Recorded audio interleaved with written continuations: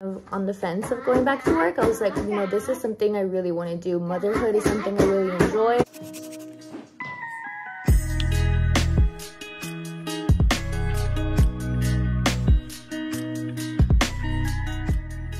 Hello, welcome back to my channel. My name is Karina and I am an SLPA, sharing my family, speech, and lifestyle here on YouTube.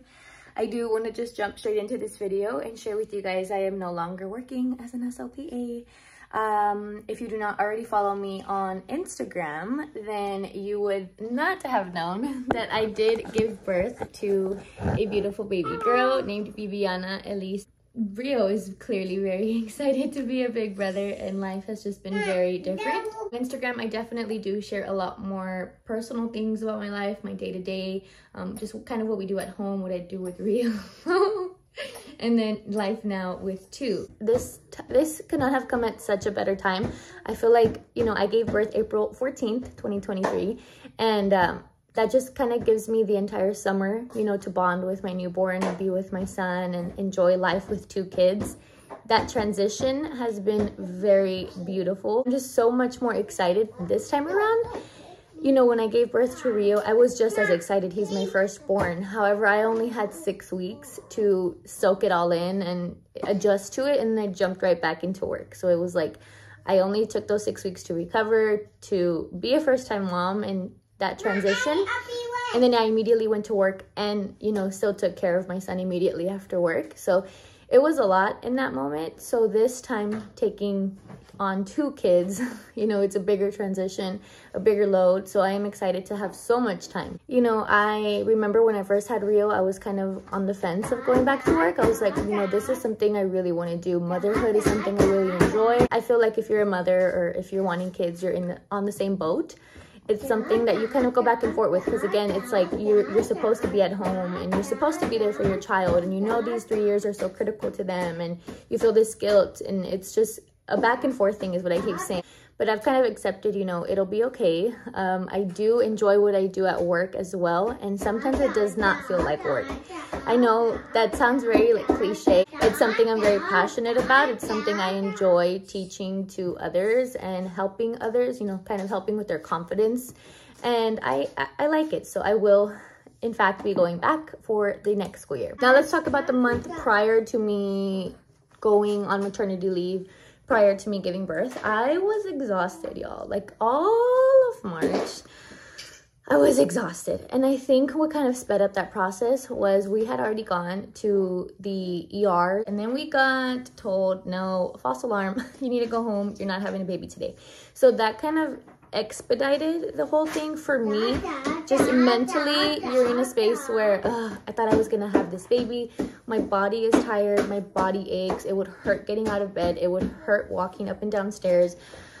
I don't want to say I was miserable, because I wasn't. I know women go through worse, but I was tired, and very much compared to my first pregnancy, like this one was a little bit harder on my body that entire last month or so.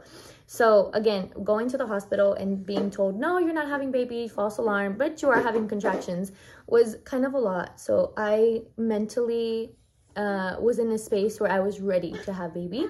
So I kind of tried to expedite that process on my own. I did all the things for labor. If you know, you know. And we ended up giving birth at 39 weeks exactly, which was great because I was scheduled to be induced later. Anyway, that's all for a separate video. So that entire last month, I was just not feeling YouTube, truly. I was very invested in my work, and I was very invested on how do I let these students know I'm leaving. If you are in the speech therapy space, you know you work with all kinds of students, and you know transitions can be hard. So I was more so scared for that for my students. Obviously, they knew I was pregnant. A lot of them understood, you know, she will leave at some point to care for this baby. So I made that clear to the younger ones. You know, like the entire 2 weeks before I knew I was going to be taking my maternity leave, I set up these students for success, and I let them know, hey, you will have a substitute. I need to leave to care for this baby, and then I'll be back. Very much let them know, hey, please treat this substitute with kindness. It's the end of the year. They can very easily act up because they're just not feeling it anymore. So I did my best in that sort of transition. Oh my gosh, when I cleared out my speech space, that was kind of emotional, because even though I know I'm coming back, when you leave kind of early or leave, you know, in general, compared to everybody else, they still have their classroom set up, and mine was completely down.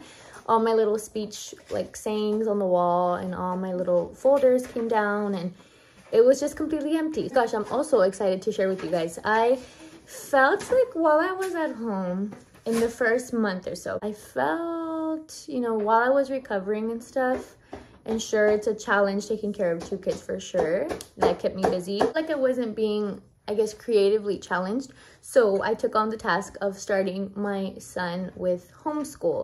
It's more like I want him to pick up these skills eventually for pre-K, and he seems to have shown all the signs. I feel like he's getting kind of bored of his toys. He's a little bit more mature. It's weird to say, but he is.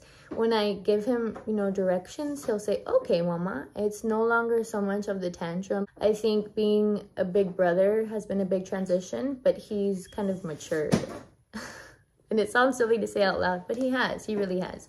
And as a mom, I feel like you just know. So we've started with some tools here that we have at the house. We got a bunch of stuff for his Christmas gifts and for his birthday. That's also right before Christmas. So he has a lot of stuff that's prepared him like for homeschool or for school in general. And then I did, of course, make some Amazon purchases for homeschool, which has been really neat. I did a lot of research like on TikTok. I watched a couple YouTube videos, but mostly on TikTok. Okay, the short content, it has been great because you get to see a lot of people's experiences, and it's just been really easy. If you're interested in that, that's something I can link in my description box below, or talk about more if you are interested in. Just leave a comment, let me know. But we have for sure started homeschool, and it's been 1 entire week. I think it's going pretty well. You know, we're again doing stuff very child-based, child-led. You know, we finish our day pretty quickly, but yes, we are homeschooling now. I'm very excited about that because now that I'm not doing speech therapy, I can kind of put my focus into this with my son, and it's just as fun. That is all I have for you guys, but I want you to let me know what is something you kind of want to see more of. Obviously, I know like for the speech therapy content, y'all were really into the day in the life vlogs and me showing more of what I do on a day-to-day basis. But now that I'm not working, what is something that you want to know more about in relation to SLPAs, speech therapy, life at home? What is the stuff y'all want to see?